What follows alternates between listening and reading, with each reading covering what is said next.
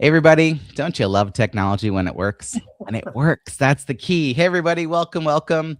The kick off your Monday with a really fun panel. Thanks for being here. I love doing these shows. They're always so informative. And I'm hearing a little background noise. So let's see. We're going to have, I think it's working. Okay, fantastic. I think we're good to go. Without any further delay, let me introduce this week's panel. Publishing your book is a moment worth celebrating, but what happens next is what truly determines your book's impact. The most successful authors aren't the ones with the loudest voices or biggest followings. They're the ones who build relationships, create systems, and stay focused on the long game. A strong book launch isn't about short-term buzz.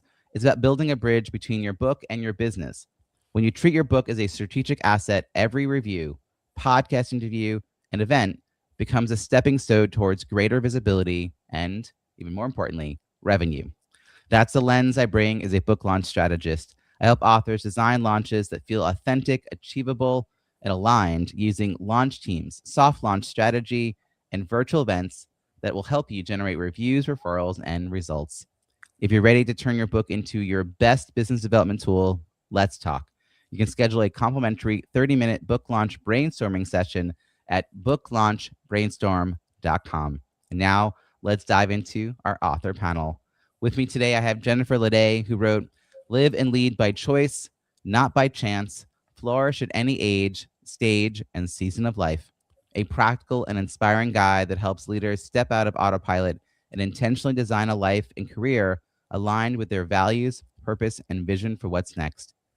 Susan Fitzell wrote Neurodiversity in the Workplace, Maximizing Success Through Inclusive, Dynamic Workplace Design, a forward-thinking resource that equips leaders and organizations to create inclusive environments where neurodivergent employees can thrive and contribute at their highest level.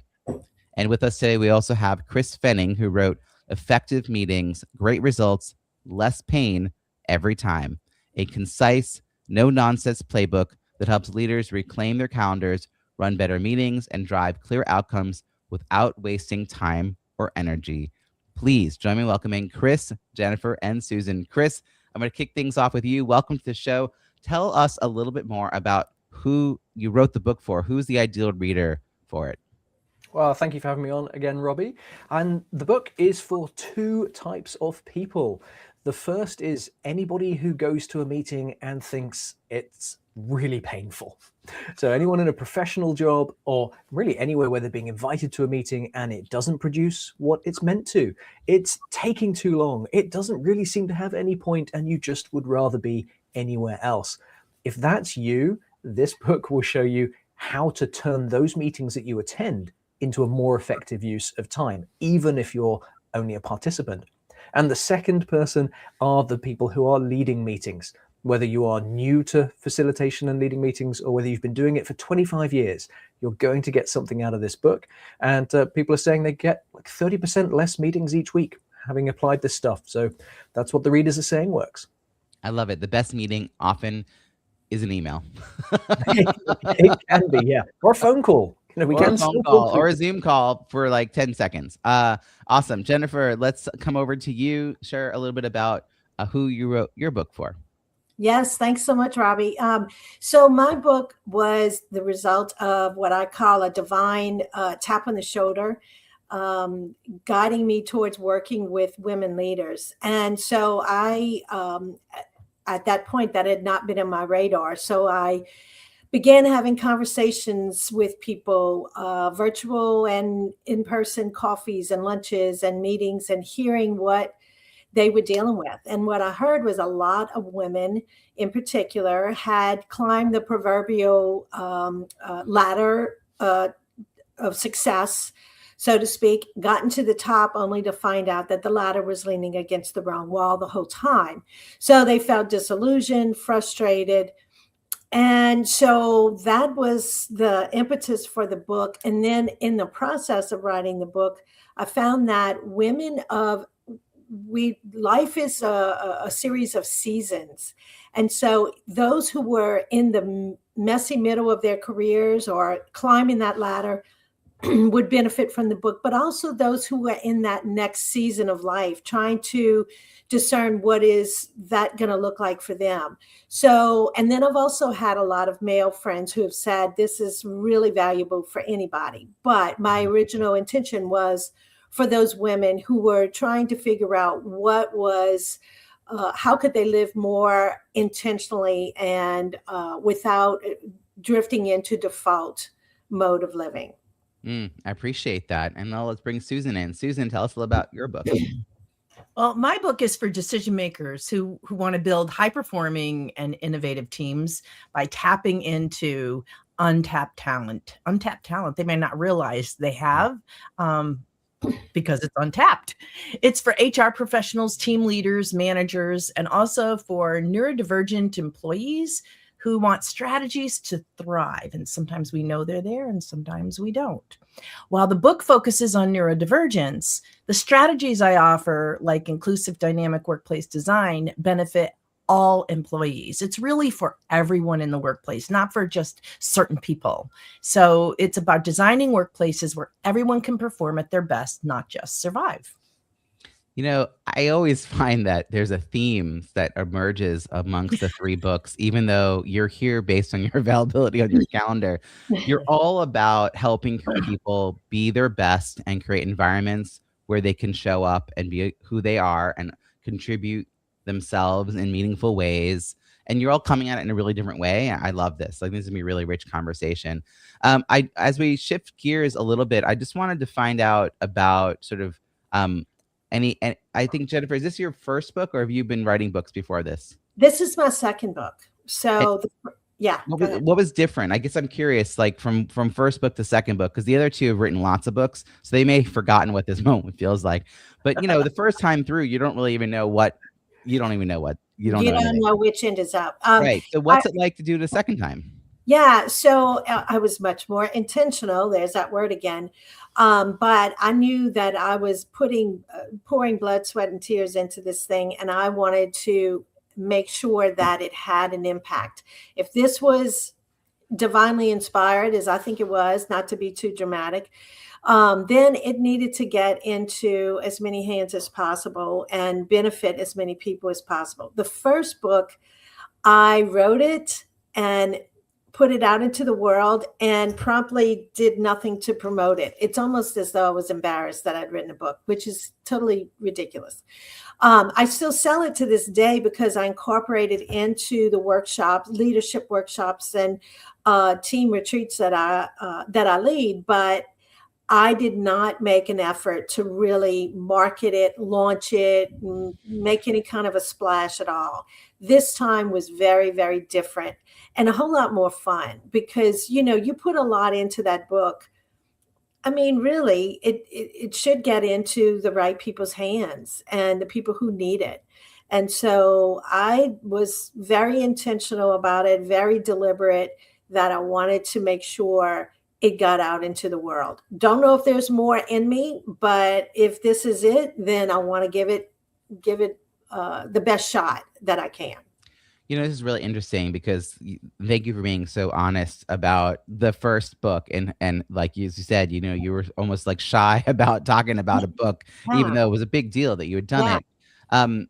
What for this book, how do you quantify success? Like you said, getting it out to the right people. I think that's the broad understanding of it. But do you have any metrics you've been paying attention to?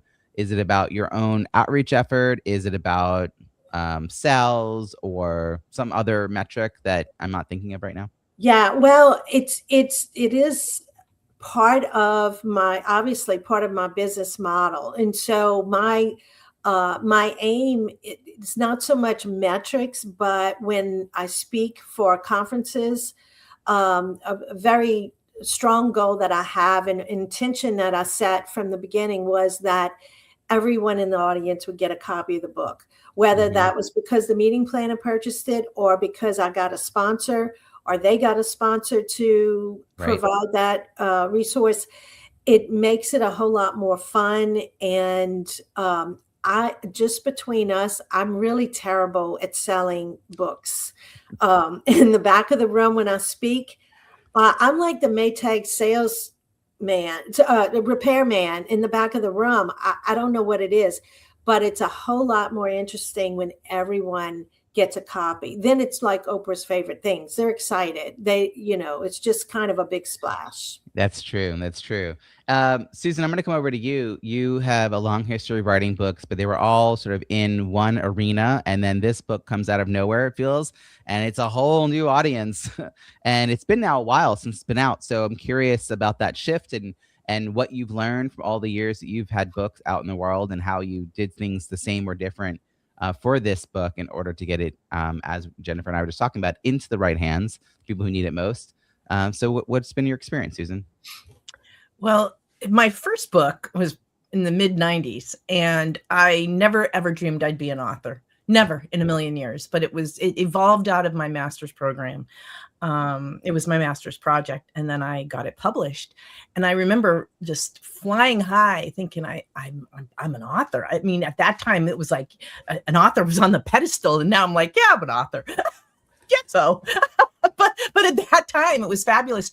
And as much as I'm grateful for the fact that I got my first book out by a traditional publishing company, I also learned a lot from that process about page count and tiny fonts and all the things I didn't want to do in the future. So I feel like every book I got better and better at making it a better and more useful book. Mm-hmm. And I also agree with Jennifer. I have from day one had everybody in my audience get books, unless it's a conference where it's a very short session, then I may not. But any other, if it's longer than 90 minutes, everybody gets a copy of the book. And part of that is because I believe that when organizations, whether they're schools or businesses or associations, bring in change, and they want people to change and be able to do something new, create a new initiative, you got to give them the support. Most of us forget 90% of what we got out of a keynote or a training. So I want them to have something they can hang on to and go back to as a resource. And that has always been part of my model and why I've always sold quite a few books. And I also make them so that people can buy them and use them for training. I learned long ago that they were going to do that anyway, so why not make it easy for them? Mm-hmm. So that's what I've done. And as far as success, it's kind of, right now, I think is it making change, and how does it support the talent in business for this book? And so I don't obsess over rankings anymore on Amazon. I focus on whether the book has opened doors to strategic conversations with companies or associations and sometimes nonprofits, which has surprised me. And that people are ready to rethink their talent acquisition and their workplace design. I have a similar question for Chris, because again, like Susan, been doing books a long time. Although I don't know if you can trace yourself back to the 90s, Chris. Now I'm curious. What were you doing in the 90s, Chris? I was finishing up my school exams in the 90s. Yeah. So, close to the workforce. Close to that. But one of the things I know about you is that you're very committed to the marketing of a book. I remember you once saying, not for this book, for one of your other books, you had a 1,000-day marketing plan. So Jennifer, it's the opposite of your first book, right? That wasn't his first time doing that. So he's obviously really committed, and you weave in things like Amazon ads. And I know you and I have had many a conversation about how to leverage Amazon specifically. But this is a different kind of book for you. It feels it's very to the point. Why this style book? Was there a difference? Am I wrong between the style of writing? I don't know if that's a telling comment about my previous books, and they weren't quite to the point.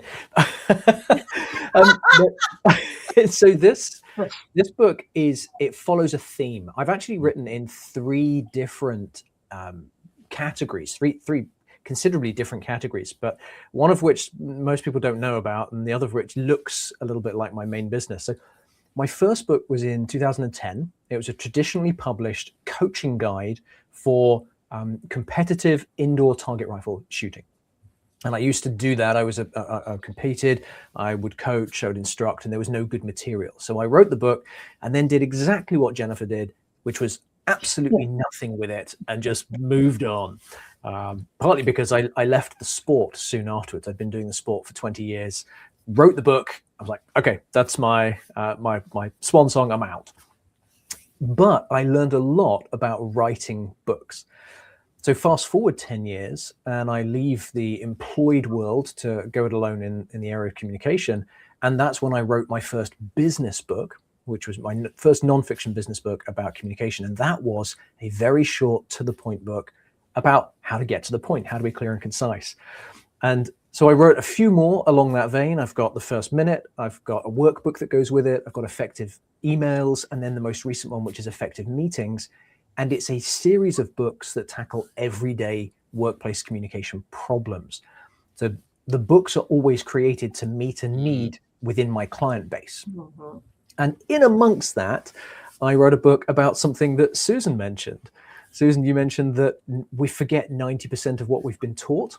Mhm. And so I wrote a book called 39 Ways to Make Training Stick, which is what we as trainers and educators can do after that workshop is done to help support the trainees maintain that knowledge, reinforce it, and so on. So I snuck in an additional category in between all my business books. You know what's interesting, Chris, is that someone else would have written all of those under one book, like not the first one, but everything from 2020 on, under one very long book, you know, with lots of sections. And you probably had some idea that there was going to be more books, and so you reined yourself in. This is hard to do. Oh, but it's so important. It's absolutely critical.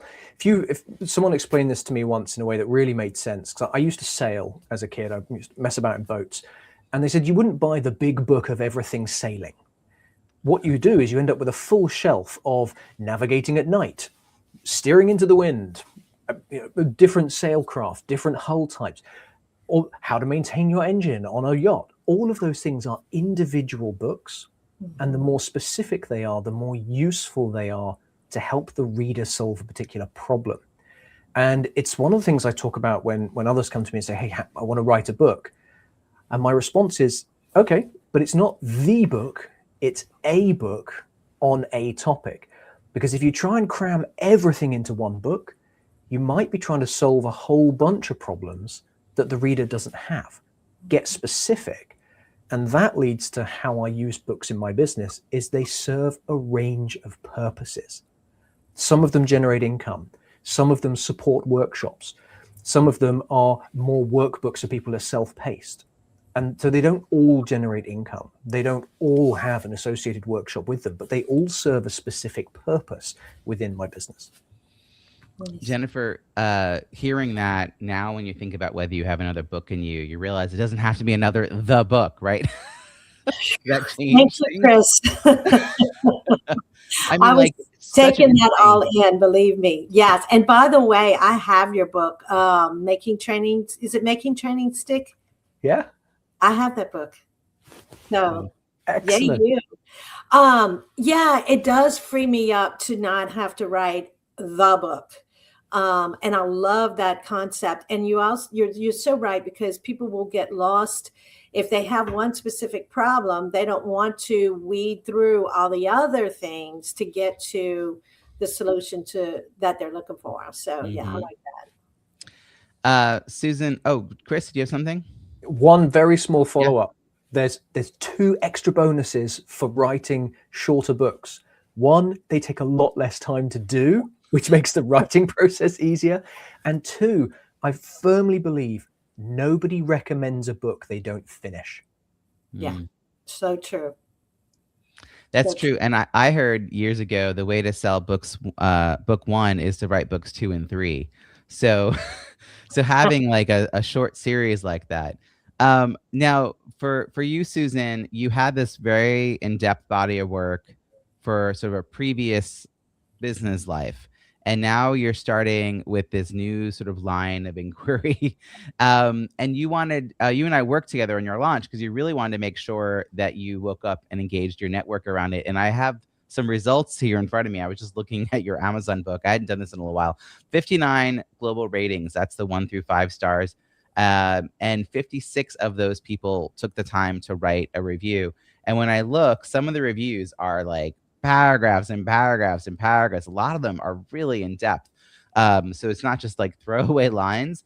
So could you share like how you decided to make getting Amazon reviews part of your focus for this launch, and how that may have been different from what you've done in the past? It's completely different from what I've done in the past. I mean, I did know the value of reviews for my first several books, and I put in a big effort into getting those reviews back in early days, my very first books. But then I didn't bother, really. I was doing well enough without those reviews, and I was selling plenty books because I kind of was a niche market, that it wasn't an issue. And when you're a niche market and there's not much out there on your topic, it helps whether you have reviews or not. This time I focused, and before, up until this last book, I was more focused on getting that sign, that little badge that says Amazon bestseller, and then realized that doesn't really mean anything. And everybody nowadays that knows anything about that knows it's all a game. It's a strategic game that you play to get that badge. So I hired you. I hired you, Robbie, and you told me this is what you need to do, and that's what I did, and that's how I got all those reviews. It's that simple. It wouldn't have happened if I hadn't hired you and changed my whole outlook on how I launch a book. And it's what I needed. I knew I needed to have something really well done, and you helped me to do that. What I love is that you're continuing to get reviews. They're not just reviews that happen right in the beginning of the launch, which I think it's important to come out of the gate with a strong effort. But there are 4 ways your book, because you're in a very competitive space. Right I now, love that yeah. your title is very clear. Like it's like neurodiversity in the workplace. Like that is the book and the topic and all the keywords. Like it's all the things. Very well chosen. But when people search for that book title, which is also keywords for them, you want to make sure your book actually shows up on the search results page up nice and high. And so quantity reviews compared to other books, and that's those topics, the quality. So like how close to 5 out of 5 are the books rated, the recency of reviews. So you have reviews from December and November and then July, like this book is not that new, and yet you've got ongoing reviews coming in. And percentage of verified purchase reviews, of which yours are mostly verified purchase reviews. So that is all going to help you get discovered by potential clients or speaking opportunities, or for people to sort of check and validate that you are a person who knows something about this topic. So kudos, very well done. One of the things that Chris, you've managed to do that I don't know many people who've done this successfully is you've leveraged Amazon ads to help you get your book out into the world, books plural. And you and I have had many a conversation about how to do this, and I've tried it, and it's hard, and it's a competitive market. And so could you give us sort of the over under odds on whether or not Amazon ads are a thing that people should pay attention to? Are they like a magic potion, or are they a lot of work? Like I feel like they're a lot of work, but maybe I'm doing it wrong. If only they were a magic potion. As with all of the sales techniques that other people will try to sell us as authors, someone will tell you that their solution is the best one and it works, and you'll become an overnight millionaire. And just like all the others, Amazon ads isn't a magic bullet. It takes time, effort, experimentation, and there's a good chance it won't work. So to preface all of this and show how Amazon fits in, it's one part of my marketing mix for books. And sometimes it works really well and sometimes it fails. The key thing is to treat it as an experiment. And it's an experiment you need to run for 3 months to see whether or not your book and the ads and your budget all work together to produce a result. So there are some pros and cons. I've probably spent $70,000, $80,000 over 5 years on Amazon ads, and I've made that money back about break even, which some people who I speak to about this will say, well, that's a crazy amount to spend on ads and not make anything from it. But here's the benefit. Those ads pay for themselves. So it's free marketing, and it's free marketing that raises my book in the rankings. So most of my books are always in the top 100 in the 3 categories that they live in. And if I can get that at 0 net outlay, that's great. And it means that I'm getting more organic sales, more people are seeing the book, it's showing up elsewhere. And consistent high placement in Amazon triggers things like offers to be in the Kindle deals, or they will promote on a monthly or quarterly newsletter. And those can be big sale days if they work out. Mm-hmm. So it's not a great way to make money rain from the heavens. And if you are in a competitive category, and I know Robbie is in a very competitive ad category, you can lose a lot. You can spend a lot more to sell a book than you make back from it. So the way to make Amazon ads work, here's the promise, is work out how much you are willing to spend to test it, and then run a test and see if you get the results that you want. And those results, like me, might be not making any money, but getting Amazon rank. Or it might be getting a consistent set of sales so that you get a few reviews every month and they tick up and it's good visibility. So have a look at what you want to do, choose a reasonable budget, and then give it a go. What I love is that you have an even-keeled approach, which is why I want to talk to you. And you're also not in the business of selling a service about this. So I feel like you're an author who's just trying to figure it out. And you have experimented over and over again for years and years and years. And what I'm guessing is people getting a copy of your book also increases the chance of you being booked to speak on that topic. Like, this is part of that pipeline? Yep. 1,500 book sales equals a corporate event. So for every 1,500 books that you have gotten sold, you have averaged one higher paying, more than $20 book. More than $20, because I make $5 a book when it's sold through Amazon, and it turns out it doesn't matter whether the book's $12 or $20 because of the margins or its color or whatever. I make about $5 a book, less whatever the advertising fee is. But 1,500 books. Over time, that's about what it takes to get a corporate client. And those corporate clients become repeat business and are much higher value than selling a book. So this is part of the long game. This is not a thing game, I don't know whether I didn't stick it out long enough. I'm gonna have to revisit this with you. No, you were in a really tough spot. I tried individual sales for one book, and I tried also a 3-book series ads, and I learned a lot.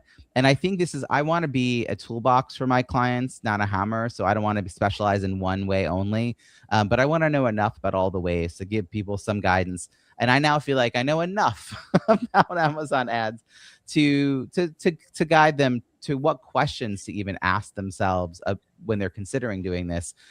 Jennifer, you're trying to get that book into the world yourself. What has been your best way to either sell or give away your book to the right audience? Like what has been the magical method?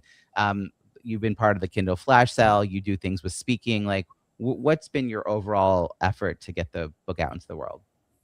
I think it's totally a combination of things, and I'm open to, as Chris said, experimenting and seeing what works.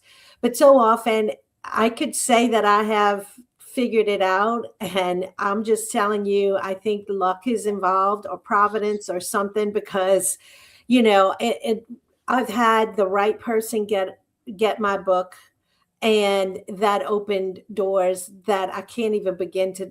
Well, I have calculated what that resulted in terms of revenue, and it was amazing because one guy read my book on the plane home from Singapore. He brought me in and he recommended me to other people within the company, and so on and so on and so on. And I couldn't have predicted that. I couldn't have orchestrated that. So I wish I could tell you I have a magic formula. I ain't figured it out yet, but I'll let you know when I do. And in the meantime, it's just about being strategic. If I get a call, as I did, from someone who I facilitated a women's leadership roundtable for a banking association. And from that, I've got, a banking executive who recommended this book to her CEO, who is also a woman, and their leadership team. So I found out they were going to be in town. I lickety-split got them a book in their hot little hands. and now I've booked a retreat with their executive. So, anytime I can gift it to a strategic person, I'm all about that because it's well worth it. This is really interesting because this goes to a follow-up question I had for all of you around giving away books or pricing them at 99 cents as part of a marketing campaign. When I was lining up authors to participate in the Kindle Flash Sale that I organize 3 times a year, inevitably, every time I'm running that campaign and I'm building up the author list, I will have an author say, "Oh, I'm interested. What is this about?" And I tell them that they have to lower their Kindle book price to 99 cents for a period of time. And they go, clutched pearls, like, "Oh my book is worth way more than that." Um, and they like missing the larger point. And to what Jennifer, you just said, like getting your book into, you don't know what's going to get the book into the right hands. So what led you, because you and I didn't have a history before you being part of the Kindle Flash Sale, what sort of caught your attention and how did it fit in with your overall marketing plan to join the Kindle Flash Sale? Well, actually, a mutual friend recommended it, and I got wind of it the last time or some other previous time. I'm like, what is that? And I have a bad case of FOMO to begin with, so I wanted to know about it. And I wasn't really paying close attention, but a friend recommended that I do it because she thought it would probably be a good fit for me. And it has been. It's been fantastic, not only for meeting awesome authors like you guys here, but also raising my awareness of the importance of reviews. So I am ever more committed to writing reviews for other authors. And because if you're hoping and asking people to write reviews for you, you need to lead first and go first. So that's been really, really helpful. But also just also ways that I can partner with other people too, because podcast guesting is a strategy for me. So in my inbox this morning, I haven't had a chance to respond yet, but I have another request to be in a podcast because they heard me previously. So, those kinds of things are really helpful. But I don't mind giving away the book, for goodness sakes, if it's, what I can make in a speaking fee or in facilitating a C-suite retreat or any of those things. That's a drop in the bucket. That's nothing. I'll do that all day long. Chris, since you do a lot of marketing stuff for your books, what led you to sign up for the Kindle Flash Sale? So this time it was timing. So because a big portion of my general marketing approach is that sort of net zero Amazon marketing, I need to have a higher price to be able to afford the ads. Otherwise, I do make quite a considerable loss. But this time, you convinced me to try something new. So I thought, get out of my existing process and try a new experiment. And so I was launching the book using the launch process that is in your fantastic book, Launch Your Book, which is very, very good. And in that, part of the deal is you drop your Kindle price down. And the flash sale happened to be at the right time for me. So I wanted to try and see what would happen. And in terms of sales and reviews, I'm still working through the numbers for that. It was a positive experience. I wouldn't say it changed the world for the book, but it did make a significant impact for me because I've made collaboration relationships and I found a bunch of other interesting books because there are so many to choose from. It's nice to get a sort of pre-selected, pre-curated list. But making those relationships that's one of the key takeaways for the flash sale for me.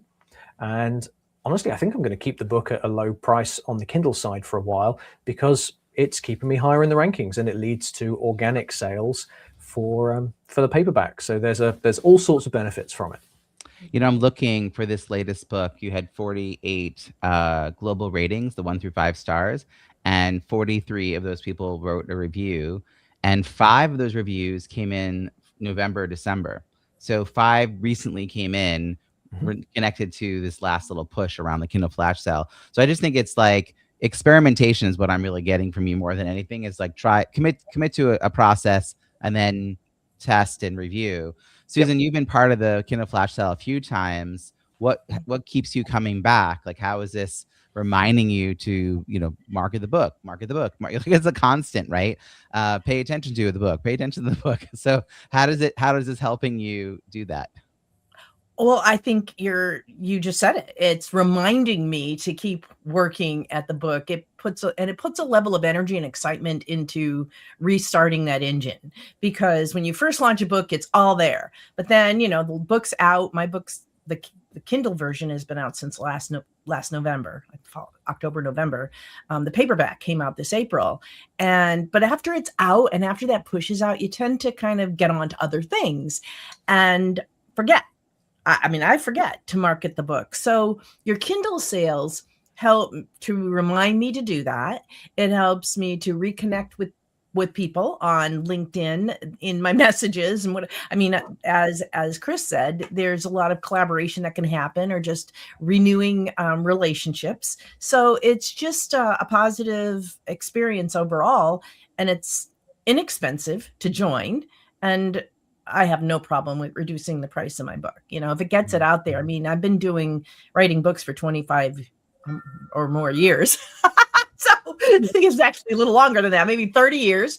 And so I know that it takes time to keep that attention going. And if you drop it and it falls off your view, then it's falling off of everybody's view. I think that's the big thing to remember. It's really important to keep putting it out. Yeah. If it's not on your radar, it's on no one's radar. That makes sense. Right. I think, I'm sure there's exceptions to that, but unless you're Stephen King or somebody, it's not going to, you got to keep at it. You got to keep getting the message out. And he had to also for his first few books. I'm sure he did. Yeah, it didn't happen overnight for any of us. So as we wrap up here, I have a quick kind of round the room. The question is, and we're going to go to Jennifer on this one, and then we'll go to everyone. What advice would you give to someone who's writing a book that is intended to help them grow their business, speaking, coaching, consulting? So any tips that you've learned along the way, maybe something you even said earlier today in the interview. But Jennifer, what would you share with that person who's thinking about writing that kind of book? Yeah, I think it's a great business strategy, as long as you, like we've said earlier, are willing to give it away, to reduce the price if appropriate, if you're looking at it as a long-term strategy. And I think that's the biggest lesson for me, was that it's a long game, and you're going to spend money, obviously, because you're spending time writing it, you're spending resources to have it edited professionally, and so on and so forth. And so you really need to not try to make money right away. For me, it was never about making money as much as it was about the long game of using it as a tool, as a marketing tool, as an investment in the bigger picture. So, I think that would be my biggest advice to anybody wanting to use this as a tool in their business, is that go into it with the eye for being in it for the long haul, and not trying to be this New York Times best-selling author right off the bat. Oh man, those of us who have the option to do that usually have an extra 20 grand burning in our pockets. Exactly. That's an expensive game. Or, Mercury Stardust, who's a sort of TikTok famous trans handyman is her title. She did a 40 plus city tour when her book came out, and it was the tail end of COVID. And, she hit #1 New York Times. And you could call that organic, but holy cow, she had a ton of people already following her. And then she physically got herself to dozens of cities in a time when nobody was really gathering as much. And so these were so exciting for people to come. So yeah, it's a lot of work if that's your goal. That's different from what we're talking about. Susan, as we wrap up here, same question, what advice do you have to the person who's writing that kind of book? I think the most important thing is to start with the clarity of knowing how the book you're going to write supports your business goals, but most importantly, how it solves real problems. I've had people come up to me many times over the years. Oh, I'd like to write a book. I'd like to write a memoir. I'd like to write this.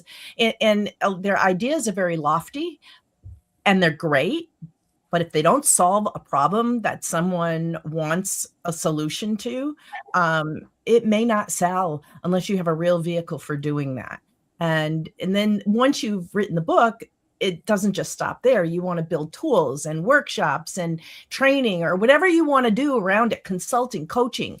And that's what's really important. I think working with educators for my entire career has taught me that if you're working with people in an audience, you want to give them something they can use tomorrow. And I learned that from working with educators. They don't want to hear theory. They are so done with theory. Give me something I can use to help my students tomorrow. And I think corporate's the same way. I think any organization, they're looking for solutions.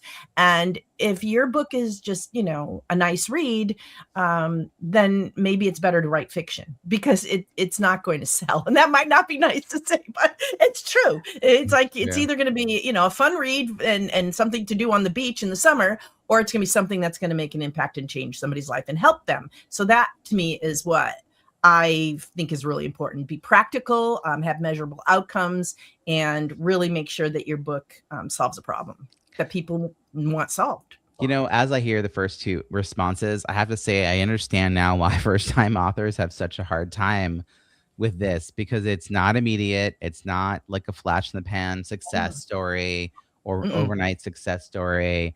It's deliberate and strategic. I'm actually going to be piling something to help people thinking about writing a book decide whether the book is worth writing and how to tie ROI to the book. So stay tuned, folks. I'll have more on that. But Chris, your thoughts on advice that you'd give someone writing a book that's related to their business? Yeah, well, both of the pieces of advice I was going to give have been very well described by Jennifer and Susan. So I won't reiterate those. I will say I completely support what both of you have said so far. The additional piece is, don't write a book that you're not willing to talk about for 10 years. If you are not willing to talk about your book every day for 10 years, it's probably a waste of time writing, because that's how long you're going to be using it as a core part of your business. And if you're not, if you get to that point of going, oh, I've written the book, oh, that's good, I don't have to think about that anymore.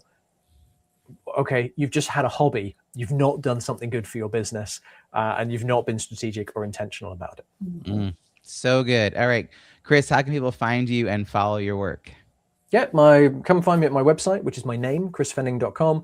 And my only social hangout these days is LinkedIn. So come and connect there. If you've got any questions about business communication training or about writing books, do let me know. I answer everything. We're going to put all these links, by the way, at bizbookpubhub.com. And Jennifer, how can people find you and follow your work? Yeah, so I'm at jenniferledet.com, but I'm in Cajun country, so it's LEDET.com.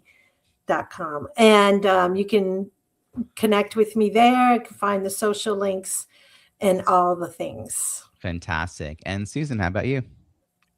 I, like Chris, it's my name, susanfitzell.com. And I put a lot of resources right on my website.